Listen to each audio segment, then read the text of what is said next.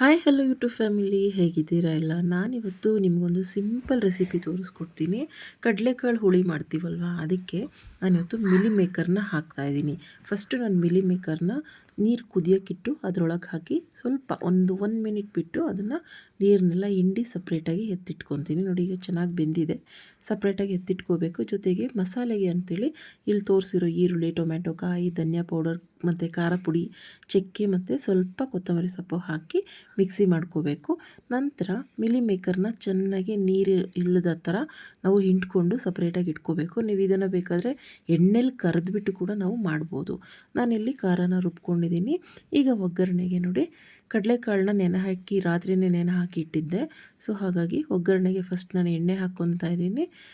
ಸ್ವಲ್ಪ ಎಣ್ಣೆ ಜಾಸ್ತಿ ಹಾಕಿದ್ರೇ ಚೆನ್ನಾಗಿರುತ್ತೆ ಹುಳಿಗೆ, ಕಡಲೆಕಾಳು ಹುಳಿಗೆ. ಏಕೆಂದರೆ ಈಗ ನಾವು ಮಿಲಿ ಮೇಕರ್, ಆಲೂಗೆಡ್ಡೆ ಎಲ್ಲ ಹಾಕ್ತೀವಲ್ಲ, ಸ್ವಲ್ಪ ಆಯಿಲ್ ಥರ ಇದ್ದರೆ ಪೂರಿ, ಚಪಾತಿ, ರೈಸ್ ಎಲ್ಲದಕ್ಕೂ ಚೆನ್ನಾಗಿರುತ್ತೆ.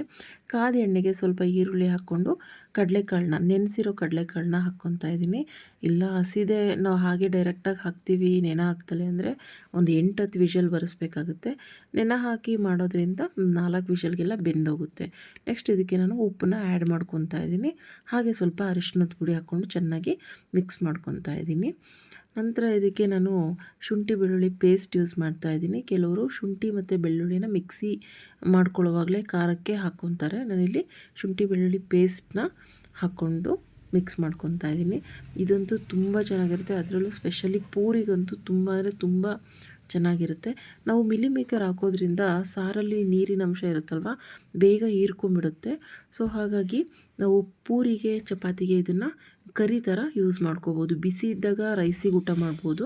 ಸ್ವಲ್ಪ ತಣ್ಣಗಾದ್ಮೇಲೆ ಇದನ್ನು ಪೂರಿ ಮತ್ತು ಚಪಾತಿಗೆ ಯೂಸ್ ಮಾಡ್ಕೋಬೋದು. ನೋಡಿ, ಈಗ ಮಿಲಿ ಮೇಕರ್ ಹಾಕಿದ್ದಾಯಿತು. ಈಗ ಆಲೂಗೆಡ್ಡೆನ ಆ್ಯಡ್ ಮಾಡ್ಕೊತಾ ಇದ್ದೀನಿ. ಅದ್ರ ಜೊತೆಗೆ ಒಂದು ಹಸಿ ಟೊಮೊಟೊ ಹಾಕ್ಕೊತಾ ಇದ್ದೀನಿ. ನೆಕ್ಸ್ಟು ರುಬ್ಬಿಟ್ಕೊಂಡಿರೋ ಖಾರನ ಚೆನ್ನಾಗಿ ಮಿಕ್ಸ್ ಮಾಡಿ ಹಾಕಿ ಸ್ವಲ್ಪ ಎಷ್ಟು ಬೇಕೋ ಅಷ್ಟು ನೀರನ್ನ ಹಾಕ್ಕೊಂಡು ನಾವು ಅದನ್ನು ಒಂದು 4-5 ವಿಷಲ್ ಬರೆದ್ರೆ ಸಾಕು. ತುಂಬ ಅಂದರೆ ತುಂಬ ಚೆನ್ನಾಗಿರುತ್ತೆ. ಟೇಸ್ಟ್ ಮಾತ್ರ ಸಖತ್ತಾಗಿರುತ್ತೆ. ಮಸಾಲ ಕಡಿಮೆ ಹಾಕ್ಕೊಂಡಷ್ಟು ಸಾರು ಟೇಸ್ಟಿಯಾಗಿರುತ್ತೆ. ಹೆಚ್ಚು ಮಸಾಲ ಒಳ್ಳೆಯದಲ್ಲ ಆರೋಗ್ಯಕ್ಕೆ. ಹಾಗಾಗಿ ತುಂಬ ಅಂದರೆ ತುಂಬ ಚೆನ್ನಾಗಿರುತ್ತೆ. ಒಂದ್ಸಲ ಟ್ರೈ ಮಾಡಿ ಹಾಗೆ ಕಮೆಂಟಲ್ಲಿ ತಿಳಿಸಿ ಹೇಗೆ ಬಂದಿದೆ ಅಂತ ಹೇಳಿ. ನಾನಿವಾಗ ನೋಡಿ ನನಗೊಂದು 5 ವಿಷಲ್ ಹಾಕ್ಸಿದ್ದೀನಿ. ಇದು ಆದರೂ ಕೂಡ ಕಡಲೆಕಾಳು ಇನ್ನೂ ಸ್ವಲ್ಪ ಬೇಯಬೇಕಿತ್ತು. ಮತ್ತೆ 2 ವಿಷಲ್ ಹಾಕ್ಸಿದ್ದೆ.